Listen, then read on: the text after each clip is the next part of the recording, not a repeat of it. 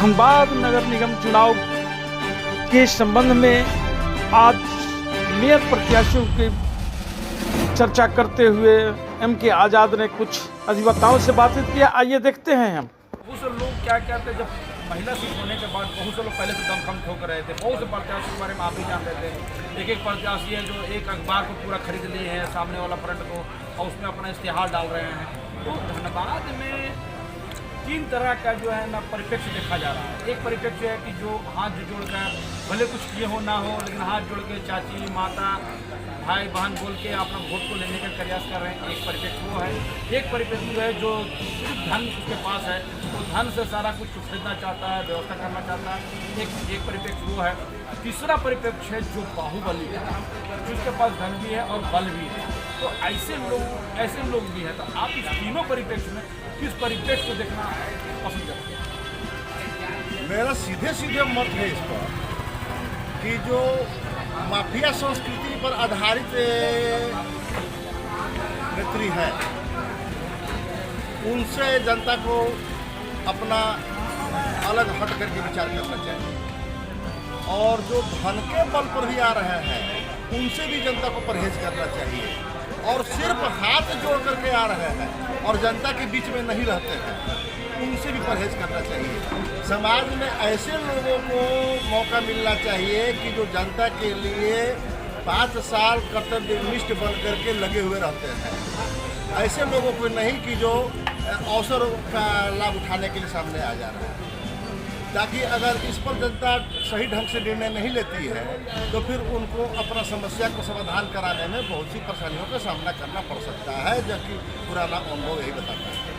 देखिए, अभी नगर निगम में झूठ केंद्र बना हुआ था। विगत 5 साल के अंदर में आप लगातार अखबार में पढ़ते होंगे तो देखते होंगे कि लगातार कुछ न कुछ भ्रष्टाचार ये वो होते ही रहता था।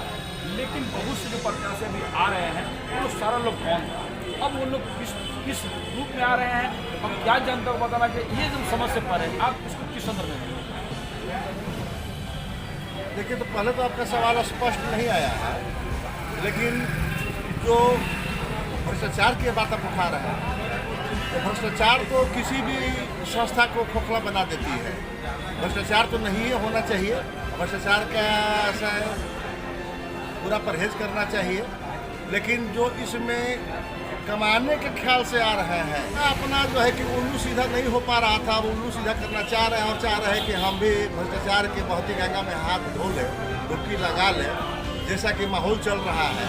लेकिन अगर जनता सजग रहेगी, उसको कायम रखे, भ्रष्टाचार को पनपने न दे, अगर पनप रहा है तो उसको समूल नाश करने के लिए आगे रहे और बिना भाई भतीजावाद किए हुए धनबाद नगर निगम का विकास करें। मोहिंद्र कुमार पांडे जी अभी आपके अधिवक्ता हैं, जो नगर निगम में होने वाले चुनाव के संबंध में आपसे बातचीत करेंगे। विभाग अंदाज के लिए जाने जाते हैं।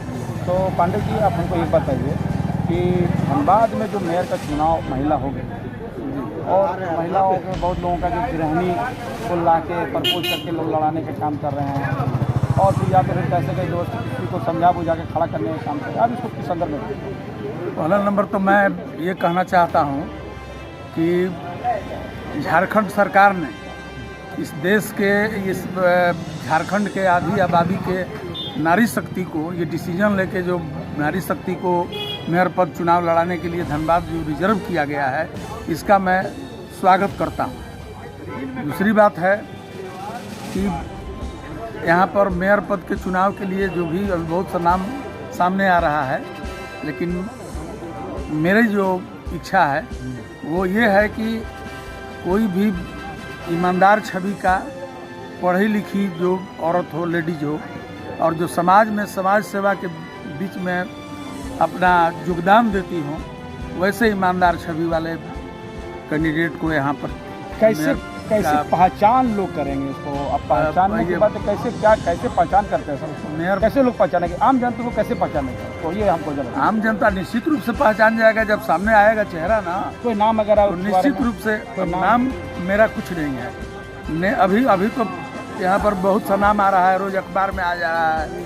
आज एक देखिए अखबार में प्रभात खबर के पूरे फ्रंट लाइन के फुल पेज का एक एडवर्टाइजमेंट है कि मेयर का प्रत्याशी ऐसा ईमानदार, वो उससे मैं मानने वाला नहीं। जो ईमानदार छवि का प्रत्याशी होगा निश्चित रूप से ही वो सामने आ जाएगा और पता चल जाएगा।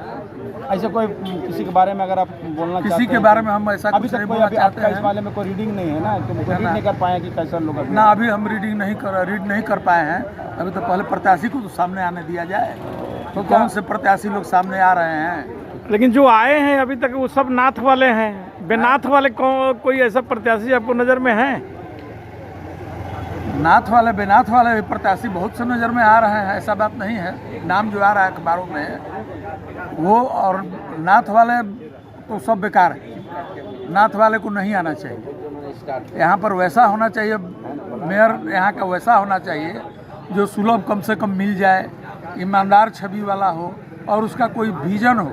अभी तक ये बताइए कि जितना यहाँ जनप्रतिनिधि काम किए धनबाद में, मैं जब से देख रहा हूँ धनबाद में, मैं यहीं से बचपन से पढ़ा लिखा हूँ और आज लॉ करके मैं 36 साल से धनबाद सिविल कोर्ट में एडवोकेट का काम कर रहा हूँ, वकालत कर रहा हूँ। मेरा जो ये समझ है, किसी ने धनबाद के विकास के लिए अभी तक कुछ भी नहीं किया है। धनबाद में धनबाद का कितना विकास हुआ है? कुछ नहीं हुआ। नमस्कार।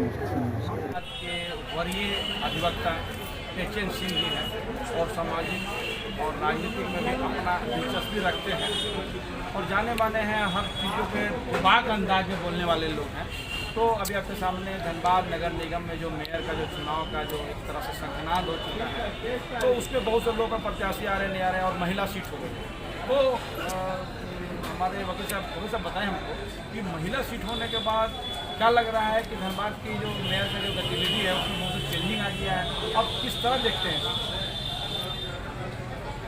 ऐसी बात नहीं है कि धनबाद का नगर निगम में मेयर के पद पर पहली बार महिला आ रही है या आने वाली है। इसके पूर्व भी महिला का अनुभव धनबाद की नगर निगम की जनता कर चुकी है। तो अगर उसके पीछे कोई है और तब वो मेरे के चुनाव जीत रही है और चुनाव जीतने के बाद में अपना वो रोल कर रही है, तो इससे अच्छा होगा कि ऐसी महिला जीते जो किसी की बैसाखी, उसको बैसाखी किसी का सहारा का जरूरत हो, जो स्वयं में सक्षम हो, तब जाकर के कुछ हो सकता है। अगर किसी के सहारे पर चलने वाली महिला है तो उससे धनबाद नगर निगम का कहीं कोई विकास अच्छा ढंग से नहीं होगा।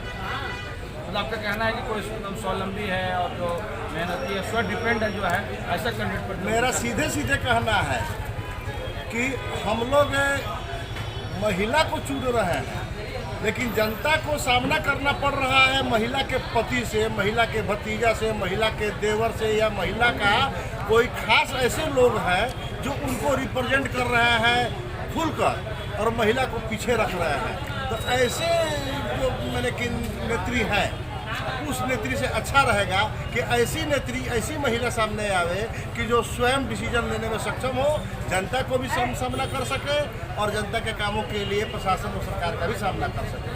देखिए, दलीय चुनाव नहीं हो रहा वकील साहब, लेकिन दल के बहुत से लोग, एक दल के 2-3 प्रत्याशी, किसी में 4-4 प्रत्याशी आ रहे हैं।